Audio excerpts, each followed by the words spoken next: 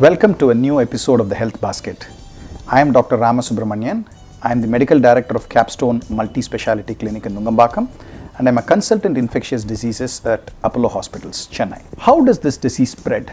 This is an infection of the upper respiratory and the lower respiratory tract, so it spreads by droplets. Basically, when you cough or sneeze, the virus attaches to these droplets of respiratory secretions and are thrown out.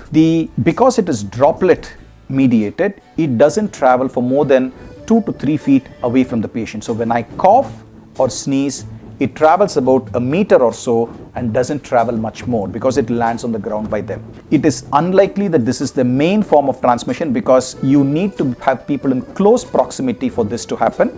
More likely, when I mean droplet transmission, when that drop falls on the table or on the telephone, or if I touch my nose and the contaminated secretions, I use the same hand to touch a doorknob. That is how I spread the infection, and somebody else who may touch the same surface, use the doorknob or the table and take their hands near their mouth or nose can get the infection. It has been clearly shown that human to human transmission can occur now, and this is now behaving quite a bit like the H1N1 or the flu virus, which also is transmitted through droplets. So please remember, staying away from crowds and keeping your hands clean would go a long way in ensuring that you don't get the infection. What can we in India now do to ensure that we are safe? This infection has already spread out of China. It has been shown that the infectivity is about 1.5 to 2.5. What does that mean? A single person who is infected can spread the infection to 1.5 to 2.5 people more. I'll give you a perspective. The measles, if one gets the measles, the risk of spreading is up to 12 to 18 people. A single person can infect 12 to 18 people. So this is not as infectious as measles.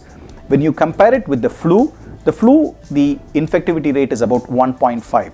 So this is slightly more infectious than the flu, but fortunately not highly infectious because it is not spread airborne, it is only through droplets.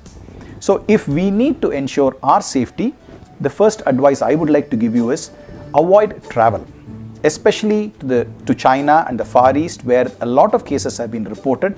Even though the cases have now been reported in almost 19 to 20 countries, even one case in India, fortunately it is still mainly in Southeast Asia and China where the bulk of the population is. So avoiding travel to these countries would be the first advice. Health tips for healthy life. For more such health tips from the senior doctors, subscribe to Health Basket channel and click the bell icon to get notified. Stay connected to us through our social platform.